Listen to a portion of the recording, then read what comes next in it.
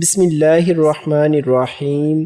معزز ناظرین، آج کی اس ویڈیو میں ہم ایک ایسے سلطان کے بارے میں جانیں گے جس نے اپنی ساری زندگی فحاشی اور بے حیائی میں گزاری۔ خلافت عثمانیہ کی اس سلطان کا نام سلطان ابراہیم اول تھا۔ سلطان ابراہیم اول 9 نومبر 1615 میں قسطنطنیہ میں پیدا ہوا۔ ابراہیم اپنے والد سلطان احمد اول کا 12واں بیٹا تھا، جس کی والدہ کا نام کوثمہ سلطان تھا، جو خلافت عثمانیہ کی چند ایک مشہور ترین خواتینوں میں سے ایک ہے۔ اس کے والد سلطان احمد اول کی وفات کے بعد اس کے بھائیوں میں اقتدار حاصل کرنے کی جنگ چل پڑی۔ ہر بھائی اپنے آپ کو خلافت عثمانیہ کے تخت کا اصل حقدار سمجھتا تھا۔ بالآخر مراد چہارم سلطان بنا اور اس نے باقی بھائیوں کو سوائے ابراہیم کے مختلف سازشیں کر کے قتل کروا دیا۔ مراد چہارم کے لیے ابراہیم کوئی خطرناک نہ تھا، کیونکہ اس نے اپنے سکے بھائی ابراہیم کو بچپن میں ہی ایک پنجرے میں قید کروا دیا تھا۔ قید اور ہر وقت موت کے خوف نے ابراہیم کو ایک ذہنی مریض بنا دیا تھا۔ جب مراد چہارم بستر مرگ پر پہنچا تو اسے فکر لاحق ہو گئی کہ اس کے مرنے کے بعد خلافت کہیں ابراہیم کے ہاتھ میں نہ چلی جائے۔ اب ایک نیم پاگل شخص سلطنت کے امور کیا چلا سکتا تھا؟ یہ سوچ کر مراد چہارم نے ابراہیم کے قتل کا حکم جاری کر دیا، مگر اس کی والدہ کوثمہ سلطان نے اس کے حکم پر عمل کرنے سے سب کو روک دیا۔ مراد چل بسا اور قانون کے مطابق ابراہیم اول سلطنت عثمانیہ کا سلطان بن بیٹھا۔ جب وزیر اعظم اور دیگر وزراء ابراہیم کے پنجرے کے پاس اس کے سلطان بننے کی خبر لے کر گئے تو بیچارہ ابراہیم ڈر گیا۔ اس نے پنجرے سے باہر آنے سے صاف انکار کر دیا۔ اسے لگا یہ تمام وزراء اسے جھوٹ بول رہے ہیں کہ مراد مر چکا ہے اور اب وہ سلطان ہے اور یہ لوگ اسے قتل کر دیں گے۔ بالآخر ماں کوثمہ سلطان خود آئی اور آ کر اپنے بیٹے ابراہیم کو سمجھایا۔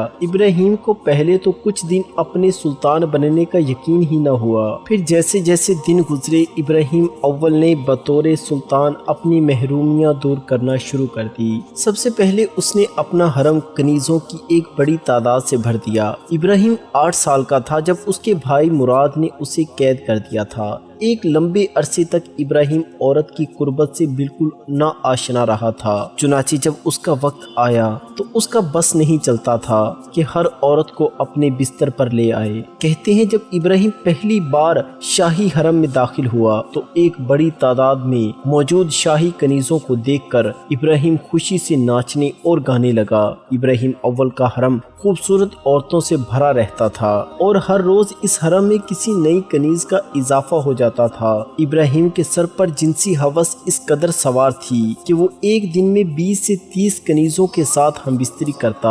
ابراہیم کی ماں کوثمہ سلطان خود اپنے بیٹے کو ہر روز کوئی نہ کوئی کنواری لڑکی پیش کرتی۔ امور سلطنت میں ابراہیم کو کوئی خاص دلچسپی نہ تھی، اس لیے حکومتی امور اس کی ماں کوثمہ سلطان خود دیکھتی تھی۔ ابراہیم سلطان محل میں کسی بھی جگہ کسی بھی وقت کسی بھی کنیز کے ساتھ جنسی عمل شروع کر دیتا تھا۔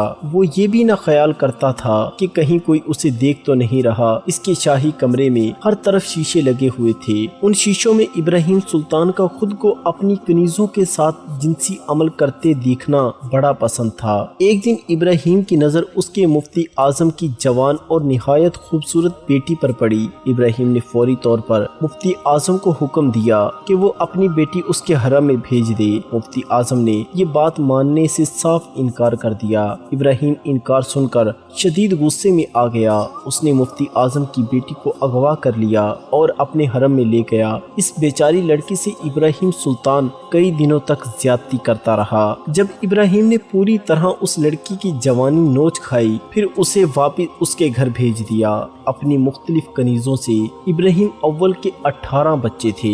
ابراہیم اول کا اپنی ایک خاص کنیز طور خان سے ایک بیٹا پیدا ہوا جس کا نام محمد تھا۔ ایک لمبے عرصے تک ایک خاص جسامت کی خواتین کے ساتھ ہم بستری کر کر کے ابراہیم کا دل بھر گیا تھا۔ اسی عرصے میں ایک دن ابراہیم کی نظر ایک خوبصورت جسامت کی جوان گائے پر پڑی۔ ابراہیم کے ذہن میں آیا کہ شاید کسی موٹی جسامت والی عورت سے زیادہ جنسی لذت حاصل کی جا سکتی ہے۔ چنانچہ اس نے اپنے وزیر اعظم یوسف پاشا کو حکم دیا کہ وہ ایسی موٹی جسامت کی کوئی عورت ڈھونڈ کر لائے۔ تلاش شروع ہوئی تو بالآخر آرمینیا سے ایک عورت کو خرید کر سلطان کے سامنے پیش کیا گیا۔ بقول تاریخ نویسوں کے اس عورت کا نام شکر پارا تھا اور اس کا وزن تقریباً 150 کلو گرام تھا۔ ابراہیم شکر پارا سے بہت خوش ہوا اور اسے اپنی کنیز خاص کا عہدہ بھی عنایت کر دیا۔ اب ابراہیم اول کے حرم میں شکر پارا کا راج چلنے لگا۔ ابراہیم اول کی ذہنی پسماندگی کا اندازہ اس بات سے لگائیں کہ ایک مرتبہ اپنے کسی وزیر کی کسی بات سے خوش ہو کر ابراہیم نے اپنی 3 سالہ بیٹی فاطمہ کی منگنی اس وزیر سے کر دی، پھر اگلے ہی سال اسی وزیر سے ناراض ہو کر اسے موت کے گھاٹ اتار دیا۔ ابراہیم کو ہر وقت ٹھاٹ باٹ میں رہنے کی عادت بھی تھی۔ وہ ہر حد سے زیادہ رقم محل کی تنظیم و آرائش پر خرچ کرتا۔ وہ قیمتی سے قیمتی لباس پہنتا، یورپ سے خاص ہنرمند سلطان کے پاس آتے چھوٹے موٹے کام کرتے اور ان کے بدلے میں سلطان سے خوب مال و دولت بٹورتے تھے۔ حتیٰ کہ ابراہیم سلطان خوشبو بھی بیش قیمتی استعمال کرتا۔ ان تمام فضول خرچیوں کی وجہ سے شاہی خزانہ خالی ہونا شروع ہو گیا۔ جب نوبت یہاں تک آ پہنچی کہ فوج کے سپاہیوں کو کئی مہینوں سے تنخواہ نہ ملی تو ابراہیم اول کی فوج نے اس کے خلاف بغاوت کر دی۔ جب مفتی اعظم نے فوج کی بغاوت دیکھی تو اس نے ابراہیم اول کے خلاف فتویٰ جاری کر دیا اور آخرکار سلطان کو اس کے عہدے سے معزول کر کے قید خانے میں ڈال دیا گیا۔ ابراہیم سلطان کا کم عمر بیٹا محمد اپنے باپ کی جگہ تخت پر بیٹھا۔